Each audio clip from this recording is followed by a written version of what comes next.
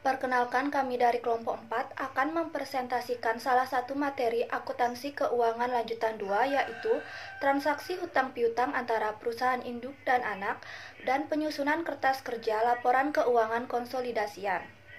Pada kesempatan ini, kami akan memaparkan 5 submateri. Yang pertama, pengertian hutang piutang antara perusahaan induk dan anak. Kedua, jenis-jenis piutang. Ketiga, prosedur penagihan piutang. Keempat, transaksi piutang antara perusahaan induk dan anak. Kelima, kertas kerja konsolidasian. Namun, sebelum lanjut ke materi, kami akan memperkenalkan diri terlebih dahulu. Perkenalkan, nama saya Putu Melintina Eka Putri, NIM 1817051012, sebagai penyaji pertama. Baik, perkenalkan, nama saya Putu Cynthia Ganitri dengan NIM 1817051063. Perkenalkan, nama saya Nikadek Suwantari dengan NIM 18170511101. Om Swastiastu. Perkenalkan, nama saya Kadek Rizka Dwi Handayani, NIM 18170511235. Om Swastiastu. Perkenalkan, nama saya Komang Rati Hadiani Giri, NIM 18170511266. Baik, untuk mempersingkat waktu, langsung saja saya akan menjelaskan materi yang pertama, yaitu pengertian hutang piutang antara perusahaan induk dan anak. Menurut Kamus Besar Bahasa Indonesia atau KBBI, hutang adalah uang tunai atau barang yang dipinjam dan merupakan hak milik pihak orang lain, dan peminjam memiliki kewajiban untuk melunasinya. Hutang antara perusahaan induk dan anak atau sering disebut hutang afiliasi adalah peminjaman dana dari induk perusahaan atau perusahaan afiliasi. Utang afiliasi dapat berupa utang jangka pendek maupun utang jangka panjang tergantung kesepakatan antara kedua belah pihak. Sedangkan piutang merupakan hak untuk menagih sejumlah uang dari pihak penjual kepada pihak pembeli yang timbul karena adanya transaksi penjualan secara kredit. Atau piutang merupakan salah satu unsur dari aktiva yang sangat lancar yang diharapkan akan direalisasikan dalam siklus normal operasional perusahaan. Adapun ciri-ciri dari piutang tersebut yaitu, pertama, adanya nilai jatuh tempo. Nilai jatuh tempo yaitu istilah yang menjelaskan penjumlahan dari nilai transaksi utama lalu ditambah dengan nilai bunga yang dibebankan untuk dibayarkan pada tanggal jatuh tempo. Yang kedua, adanya tanggal jatuh tempo. Tanggal jatuh tempo dapat diketahui dari lamanya utang tersebut atau umur utang tersebut, piutang tersebut. Umumnya, penjual menggunakan dua jenis pengukuran umur, yaitu bulanan dan harian. Jika umur bulanan, maka tanggal jatuh temponya sama dengan tanggal pembeli melakukan transaksi kredit tersebut. Hanya saja berbeda bulan. Namun, jika menggunakan harian, maka wajib melakukan perhitungan untuk menentukan harga tanggal jatuh temponya secara pasti. Dan yang ketiga yaitu adanya bunga yang berlaku. Piutang dapat terjadi dikarenakan pembeli memutuskan melalui transaksi secara kredit dan hal itu menimbulkan bunga.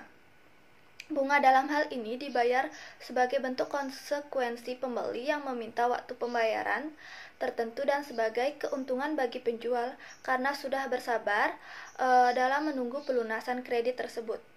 Untuk besaran bunga dalam hal ini kebijakan dari penjual, yaitu berdasarkan kebijakan dari penjual dalam menentukan tingkat bunga yang akan dipakai. Baik, sekian materi yang dapat saya jelaskan. Selanjutnya akan dijelaskan oleh teman saya. Terima kasih. Baik, di sini saya akan menjelaskan jenis-jenis piutang. Secara umum, piutang terdiri dari 3 jenis, yaitu piutang usaha, piutang wesel, dan piutang lain-lain. Yang pertama ada piutang usaha. Piutang usaha adalah jumlah yang akan ditagih dari pelanggan sebagai akibat penjualan barang atau jasa secara kredit. Piutang usaha memiliki saldo normal di sebelah debit sesuai dengan saldo normal untuk aset. Piutang usaha biasanya diperkirakan akan dapat ditagih dalam jangka waktu yang relatif pendek, yaitu dalam waktu 30 hari hingga 60 hari. Piutang usaha diklasifikasikan dalam neraca sebagai aset lancar atau current asset. Yang kedua ada piutang wesel. Piutang wesel adalah tagihan perusahaan kepada pembuat wesel. Pembuat wesel dalam hal ini adalah pihak yang berhutang kepada perusahaan baik melalui pembelian barang atau jasa secara kredit maupun melalui peminjaman sejumlah uang. Piutang wesel diklasifikasikan dalam neraca sebagai aset lancar atau aset tidak lancar. Piutang wesel bersifat lancar jika yang timbul akibat penjualan secara kredit merupakan pengganti piutang usaha yang belum juga diterima pembayarannya hingga batas waktu kredit berakhir. Yang ketiga yaitu piutang lain-lain. Piutang lain-lain umumnya diklasifikasikan dalam laporan secara terpisah dalam neraca.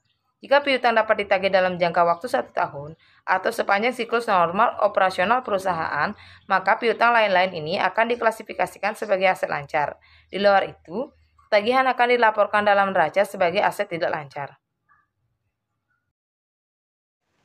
Pada kesempatan kali ini, saya akan menjelaskan mengenai prosedur penagihan piutang. Nah, prosedur penagihan piutang atau yang lebih sering dikenal dengan istilah penerimaan kas dari piutang merupakan kewajiban dari prosedur pemberian kredit. Nah, penagihan piutang yang jumlahnya sedikit akan lebih mudah dan sederhana. Namun, jika jumlah piutang yang akan ditagih dalam jumlah yang banyak, tentunya diperlukan suatu penanganan yang khusus agar piutang dapat tertagih seluruhnya. Menurut Kazmir, ada beberapa cara yang dapat dilakukan untuk melakukan penagihan piutang, yaitu yang pertama ada melalui surat. Nah, teknik ini dilakukan bila mana pembayaran hutang pelanggan sudah lewat beberapa hari dari waktu yang telah ditentukan, tetapi belum dilakukan pembayaran. Yang kedua ada melalui telepon. Teknik ini dilakukan sebagai tindak lanjut dari teknik sebelumnya, yaitu apabila setelah pengiriman surat teguran ternyata tagihan belum dibayar, maka akan dilakukan penagihan melalui telepon. Yang ketiga, kunjungan personal. Kunjungan personal yaitu dengan cara melakukan kunjungan secara personal atau pribadi ke tempat pelanggan. Dan yang terakhir adalah tindakan yuridis atau melalui hukum. Teknik ini yang paling terakhir dilakukan apabila pelanggan tidak melakukan itikad yang baik untuk melaksanakan kewajiban pembayaran utangnya. Menurut Mulyadi, sistem penerimaan kas dari piutang melalui penagihan perusahaan dilaksanakan dalam prosedur sebagai berikut. Yang pertama, bagian piutang memberikan daftar piutang yang sudah atau saatnya ditagih kepada bagian penagihan. Yang kedua, bagian penagihan mengirimkan penagih yang merupakan karyawan perusahaan untuk melakukan penagihan kepada debitur. Yang ketiga, bagian penagihan menerima cek atas nama dan surat pemberian atau remittance advice dari debitur. Yang keempat, bagian penagihan menyerahkan cek kepada bagian kas. Yang kelima, bagian penagihan menyerahkan surat pemberitahuan kepada bagian piutang untuk kepentingan posting ke dalam kartu piutang. Yang keenam, ada bagian kas mengirim kwitansi sebagai tanda penerimaan kas kepada debitur. Yang ketujuh, bagian kas menyetor cek ke bank. Setelah cek atas cek tersebut dilakukan endorsement oleh pejabat yang berwenang. Dan yang terakhir adalah bank perusahaan melakukan clearing atas cek tersebut ke bank debitur. Sekian yang dapat saya sampaikan. Terima kasih. Di sini saya akan melanjutkan presentasi dari teman saya mengenai materi transaksi hutang piutang antar perusahaan induk dan anak. Menurut Ikatan Akuntansi Indonesia tahun 2018, pihak berelasi adalah orang atau entitas yang terkait dengan entitas yang menyiapkan laporan keuangannya. Dalam pernyataan ini dirujuk sebagai entitas pelapor. PSAK nomor 7 merupakan pedoman akuntansi dalam melakukan pengungkapan dan penyiapan pihak-pihak berelasi. PSAK nomor 7 membahas mengenai mengidentifikasi hubungan dan transaksi pihak-pihak berelasi, mengidentifikasi saldo termasuk komitmen antar entitas pihak-pihak berelasi, dan mengidentifikasi keadaan pengungkapan mengenai hubungan saldo dan transaksi pihak-pihak berelasi.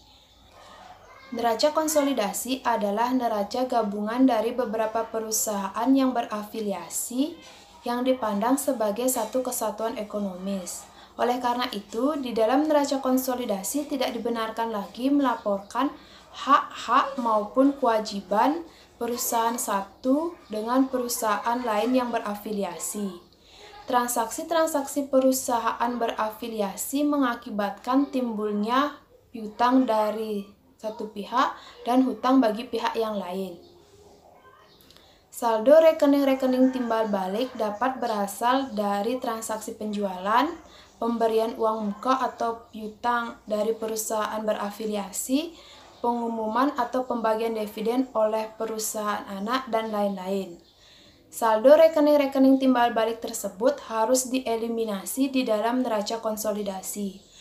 Eliminasi hanya dapat dilakukan dalam daftar lajur dengan mendebitkan rekening hutang dan mengkreditkan rekening piutang atau aktiva. Sekian yang dapat saya presentasikan, materi selanjutnya akan dilanjutkan oleh teman saya. Baik, saya akan melanjutkan penyampaian materi yaitu mengenai kertas kerja laporan keuangan konsolidasian. Kertas kerja konsolidasi merupakan kertas kerja laporan keuangan konsolidasi entitas anak dan induk jika terdapat beberapa entitas anak yang disusun sesuai dengan tata cara penyusunan yang telah ditentukan. Kertas kerja untuk menghasilkan laporan laba rugi, laba ditahan, dan neraca konsolidasi yang dibentuk dengan menyajikan laporan kolom laporan keuangan perusahaan induk, kolom laporan keuangan perusahaan anak, kolom eliminasi, dan kolom laporan konsolidasi. Selanjutnya yaitu teknik kertas kerja laporan keuangan konsolidasi induk dan anak perusahaan. Yang pertama yaitu laporan keuangan perusahaan induk dan anak perusahaan muncul di dua kolom pertama kertas kerja. Diikuti oleh kolom debit dan kredit untuk jurnal penyesuaian dan eliminasi, dan kolom ekuitas pemegang saham minoritas, dan kolom terakhir menunjukkan laporan keuangan konsolidasi. Yang kedua yaitu sebelum masing-masing kolom laporan keuangan digabungkan menjadi jumlah konsolidasi, sejumlah jurnal penyesuaian atau eliminasi dan subjek lainnya ditambahkan. Yang ketiga yaitu hanya saldo akun yang dapat dieliminasi atau disesuaikan. Yang keempat yaitu laba bersih dalam laporan keuangan dan laba ditahan dalam laporan laba ditahan.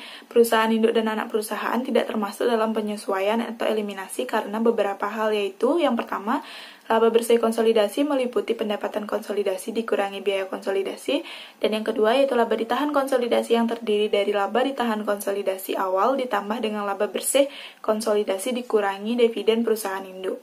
Selanjutnya yaitu ayat jurnal eliminasi pada laporan keuangan konsolidasian. Terdapat beberapa karakteristik ayat jurnal eliminasi, yaitu yang pertama, ayat jurnal eliminasi atau eliminating entries yang digunakan dalam kertas kerja konsolidasi untuk menyesuaikan total saldo akun perusahaan-perusahaan yang dikonsolidasikan yang terpisah dengan tujuan untuk memperlihatkan angka yang akan muncul apabila seluruh perusahaan yang secara legal terpisah merupakan perusahaan tunggal. Yang kedua yaitu ayat jurnal eliminasi yang digunakan pada kertas kerja untuk menurunkan atau menaikkan total saldo gabungan dari masing-masing akun sehingga hanya transaksi dengan pihak eksternal yang akan terlihat dalam angka konsolidasi. Serta ayat jurnal eliminasi hanya muncul pada kertas kerja konsolidasi dan tidak mempengaruhi pembukuan perusahaan yang terpisah tersebut. Selanjutnya yaitu prosedur persiapan kertas kerja konsolidasi. Yang pertama menentukan metode akuntansi untuk induk perusahaan untuk anak perusahaan. Yang kedua menyalin laporan keuangan yang terpisah secara masing-masing dari induk perusahaan dan anak perusahaan ke dalam dua kolom pertama dari kertas kerja. Yang ketiga memasukkan akun-akun kertas kerja konsolidasi ke dalam kolom ayat jurnal penyesuaian dan eliminasi yang meliputi pada yang pertama yaitu penyesuaian terhadap kesalahan atau pembatalan dalam laporan keuangan masing-masing perusahaan. Yang kedua yaitu mengeliminasi laba dan rugi antar perusahaan. Yang ketiga yaitu mengeliminasi laba dan dividen anak perusahaan serta penyesuaian atas akun investasi anak perusahaan ke saldo awal periode. Kemudian mengeliminasi akun resiprokal yaitu investasi pada anak perusahaan dan akun entitas ekuitas anak perusahaan, serta mengamortisasi perbedaan antar biaya investasi dan nilai buku, kemudian mengeliminasi akun resiprokal lainnya. Yang keempat yaitu menghitung dan memasukkan hak minoriti pada laba bersih anak perusahaan sebagai perusahaan hak minoriti dan sebagai pengurangan dalam laporan keuangan konsolidasi. Yang kelima, memasukkan dividen hak minoriti dalam kolom hak minoriti.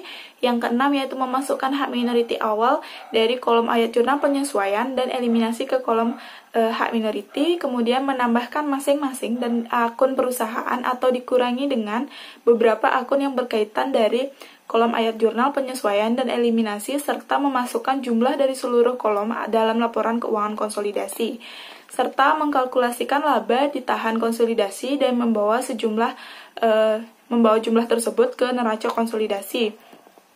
Kemudian mengkalkulasikan laba bersih konsolidasi sebagai pendapatan konsolidasi dikurangi dengan beban-beban konsolidasi dan dikurangi dengan pendapatan hak minoriti dan membawa laba bersih konsolidasi ke laporan laba ditahan konsolidasi. Kemudian menjumlahkan kolom hak minoriti dan membawanya ke neraca konsolidasi serta menjumlahkan seluruh harta dan ekuitas pada neraca. Baik, sekian penyampaian materi dari kami.